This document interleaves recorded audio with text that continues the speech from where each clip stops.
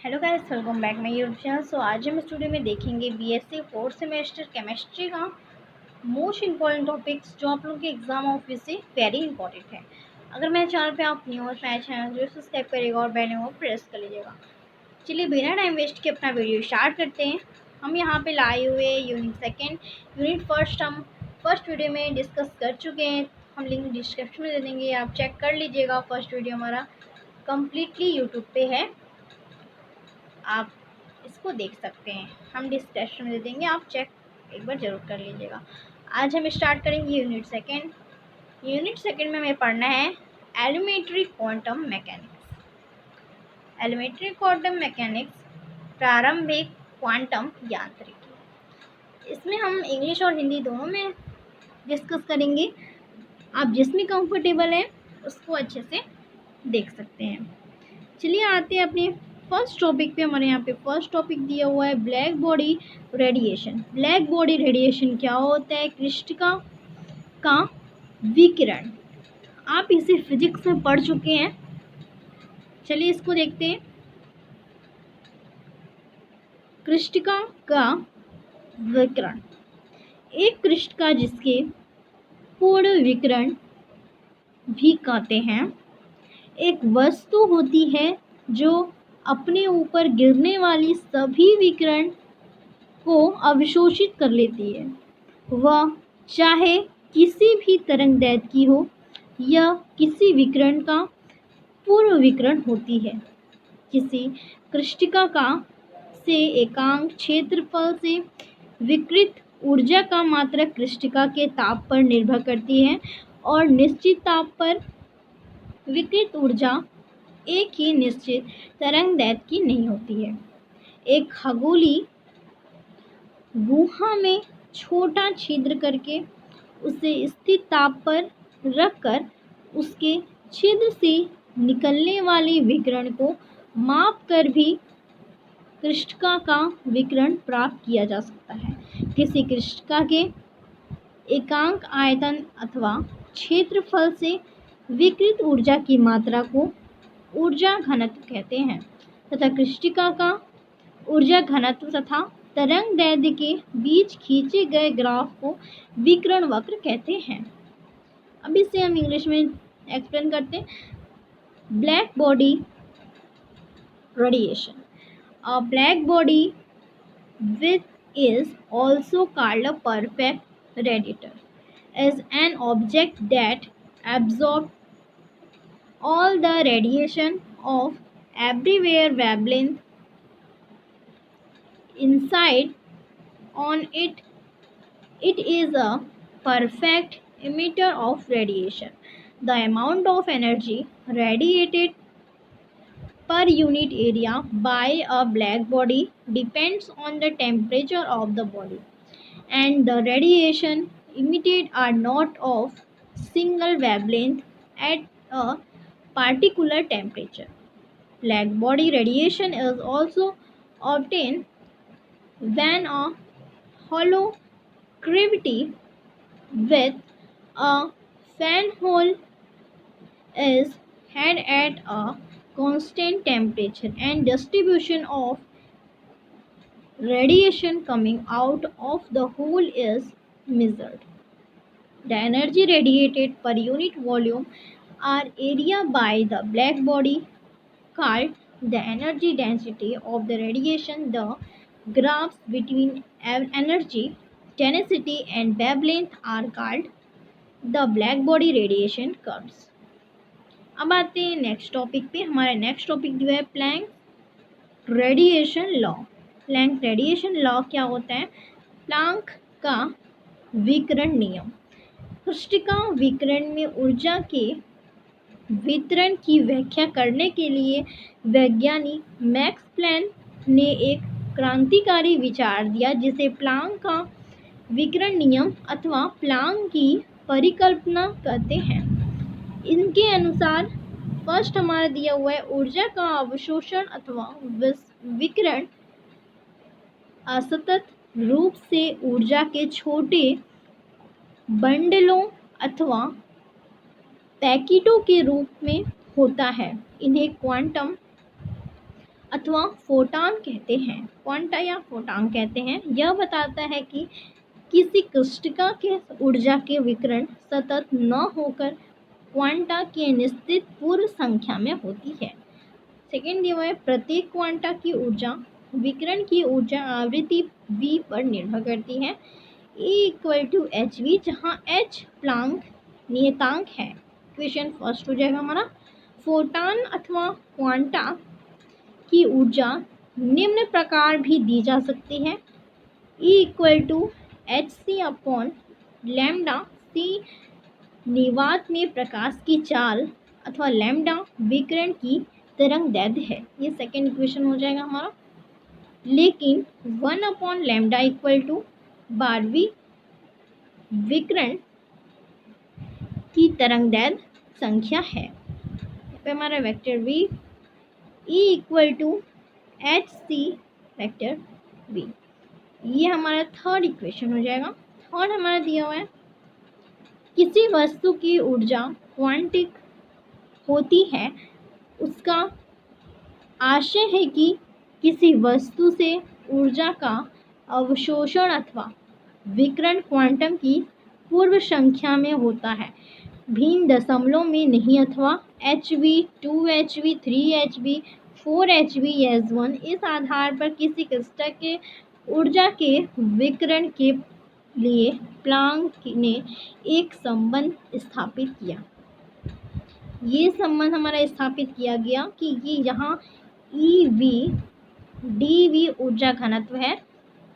ये हमारा fourth equation है। इसके अकॉर्डिंग के वोल्टेज मैन नियतांक K equal to R upon N है तथा H यहाँ प्लांक नियतांक है। अब देखते हैं इसको, Planck radiation law. To explain the distribution of energy in black body radiation, Max Planck made a revolutionary suggestion known as Planck radiation law or Planck hypothesis, according to which first is energy is absorbed or emitted discontinuously in the form of small energy packets or bundles known as quanta. This suggests that energy radiated by a black body is not continuity but constants of defined whole number of quanta. Second is the energy associated E with each quanta depend on the frequency of radiation E equal to hv, whether where h is Planck constant, that is first equation. The energy of photon of quanta is also given by E equal to hc upon lambda. C is speed of light in vacuum of, and lambda is the wavelength of radiation, that is second equation. But 1 upon lambda equal to v is known as wave number of radiation, that is third equation. E equal to hcv. Third point is the energy of a body is quantized. It means energy can be absorbed or emitted only in whole number multiple of quantum, not in a fraction of quantum. That is hv, 2hv, 3hv, s1, 4hv. On the basis of this constant, Planck deduced the radiation for the energy radiated by black body has, that is 4 equation, where EV dV is the energy density of radiation, K is Boltzmann constant, K equal to R upon N, and H is Planck constant. That is Planck radiation law. Next topic is photoelectric effect. Photo electric effect क्या होता है? प्रकाश वैद्युत प्रभाव। वैज्ञानिक J Thomson ने पाया कि जब निश्चित आवृत्ति का प्रकाश किसी धातु की सतह पर गिरता है तो उस धातु से इलेक्ट्रॉन उत्सर्जित होने लगते हैं। इस घटना को प्रकाश वैद्युत प्रभाव कहते हैं तथा धातु की तरह से उत्सर्जित इन इलेक्ट्रॉनों को फोटो इलेक्ट्रिक कहते हैं। फर्स्ट, अब इसमें आगे दिया हुआ है प्रकाश वैद्युत प्रभाव के अध्ययन से निम्न प्रेक्षण प्राप्त हुए। फर्स्ट पॉइंट दिया हुआ है, उत्सर्जित प्रकाश इलेक्ट्रॉनों की गतिज ऊर्जा आपतित प्रकाश की तीव्रता पर निर्भर नहीं करती। सेकंड दिया हुआ है, किसी धातु की तरह से ये इलेक्ट्रॉन उत्सर्जित करने के लिए विकिरण की एक न्यूनतम आवृत्ति होना आवश्यक है, इसे देहली आवृत्ति कहते हैं। विभिन्न धातुओं के लिए देहली आवृत्ति का मान भी अलग अलग होता है, भिन्न भिन्न होता है। थर्ड पॉइंट हमारा दिया हुआ है, धातु की सतह से उत्सर्जित इलेक्ट्रॉनों की संख्या विकिरण की तीव्रता के अनुक्रमानुपाती होती है, लेकिन तीव्रता के बढ़ाने पर इलेक्ट्रॉनों की गतिज ऊर्जा नहीं बढ़ती है।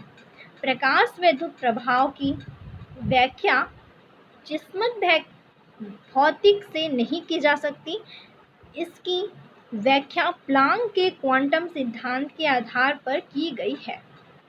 हम इंग्लिश में देखते हैं, फोटो इलेक्ट्रिक इफेक्ट क्या होता है? Photo electric effect, J Thomson found that when light of certain frequency falls on a metal surface, electrons are ejected from the metal. This phenomenon is called photoelectric effect. The electrons which are ejected out from the metal surface are known as photoelectrons. A study of photoelectric effect revolves the following observation. First point is the kinetic energy of ejected electrons depend on the intensity of the incident radiation. Second point is a certain minimum frequency of radiation is required to eject the electrons from the metal surface, which is known as threshold frequency for different metals. The threshold frequency is different. The number of electrons ejected from the metal surface are directly proportional to the intensity of incident radiation, but increase in intensity does not increase the kinetic energy of the ejected electrons. Photoelectric effect cannot be explained on the basis of classical mechanics. This effect is explained on the basis of Planck quantum theory, that is photoelectric effect. Next topic is heat capacity of solids. ठोसों की ऊष्मा धारिता। ठोसों की ऊष्मा धारिता क्या होती है? 1819 में वैज्ञानिक ड्यूलॉन्ग तथा पेटिट ने बताया कि सभी ठोसों की ऊष्मा धारिता प्रति ग्राम परमाणु समान होती है अथवा सभी तत्वों की परमाणुओं की ऊर्जा धारिता समान होती है। वायुमंडल दाब तथा समान ताप पर सभी तत्वों की परमाणविक ऊष्मा धारिता नियत होती है तथा यह लगभग 6.4 कैलोरी डिग्री -1 होती है। यह नियम हल्के तत्वों के लिए फेल हो जाता है। हल्के तत्वों को परमाणु ऊष्माधारिता वायुमंडल दाब तथा सामान्य ताप पर बहुत कम होती है तथा इन तत्वों की ऊष्माधारिता ताप बढ़ाने पर अचानक एक साथ बढ़ती है। उन तत्वों के लिए जो डेवलॉन्ग पेटिट नियम का पालन करते हैं, परमाणु ऊष्माधारिता ताप बढ़ाने पर बढ़ती है। यह देखा गया कि बहुत कम ताप अर्थात पर शून्य ताप पर तत्वों की परमाणविक ऊर्जा धारिता शून्य को पहुंचती है। Heat capacity of solid in 1819 scientist Dulong and Pettit state that all solid elements have the same heat capacity per gram atom, or the atoms of all elements have same heat capacity or atomic heat capacity at atmospheric pressure, and at ordinary temperature it is constant and it is equal to about 6.4 calorie degree minus 1 degree Celsius. The law of phase when applied for light elements. When the atomic heat capacity of these elements at ordinary temperature and pressure are found to be very less, and atomic heat capacity of these elements increase rapidly on increase in temperature. Also for the elements with obey Dulong Pettit law, the atomic heat capacity increase as increase in temperature. It is observed that atomic heat capacity of elements approaches to zero at very low temperature or at absolute zero temperature. अब आते हैं next topic पे। Next topic हमारा दिया हुआ है ऊष्माधारिता का चिरस सिद्धांत। चिरस्मत सिद्धांत, classical theory of heat capacity. इसको देखते हैं। ऐसा माना जाता है कि आदर्श ठोस में स्वतंत्र परमाणुओं के आकाशीय जालक होते हैं जो न्यूनतम स्थित ऊर्जा का माध्यम स्थित के दोनों ओर कंपन करते हैं लेकिन एक दूसरे से नहीं टकराते हैं। यदि इन कंपनों को सरल आवर्त गति मान लिया जाए तो ऊर्जा के समान विकिरण के सिद्धांत से तत्व के प्रति ग्राम अणु अथवा प्रति मोल कुल ऊर्जा एनर्जी का मान निम्न होगा। यहाँ पे हमारा इक्वेशन फर्स्ट दे दिया गया है, E equal to n into 3kT, that is first equation. Second equation हमारा दिया गया है यहाँ पे, इसको हम इसमें ऐड करेंगे तो ये हमारा E equal to n into 3 R upon n T हो जाएगा। अब इससे हम सेकेंड इक्वेशन हम बनाएंगे E इक्वल टू 3T। स्थित आयतन पर ऊष्माधारिता की परिभाषा से ये हमारा हो जाएगा totally 3 into 1.99 equal to 5.97 calorie minus degree 1 mole. इस सिद्धांत यह सिद्ध होता है कि किसी आयतन पर ठोस की प्रति मोल ऊष्माधारिता का सैद्धांतिक मान 5.97 कैलोरी डिग्री मोल माइनस 1 होता है। तो समझते हैं classical theory of heat capacity. It is assumed that ideal solid consists of space-lattice in independent atom vibration about their respective equilibrium position of minimum potential energy but not increasing with one another if the vibration are considered simple harmonic motion.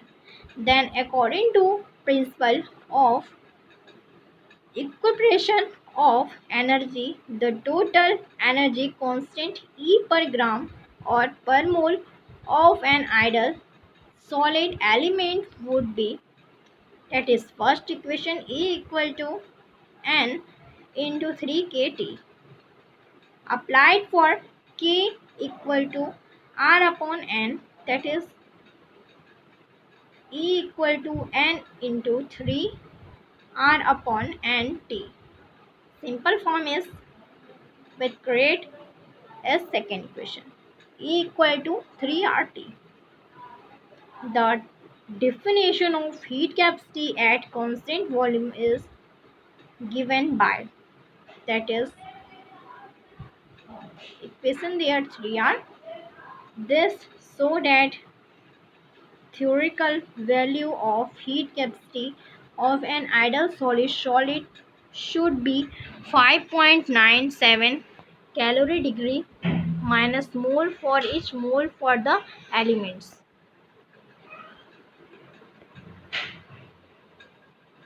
Guys मेरी आज की video पसंद है, जरूर like करिएगा, share करिएगा, comment करिएगा and thank you for watching. मिलते हैं नेक्स्ट वीडियो में।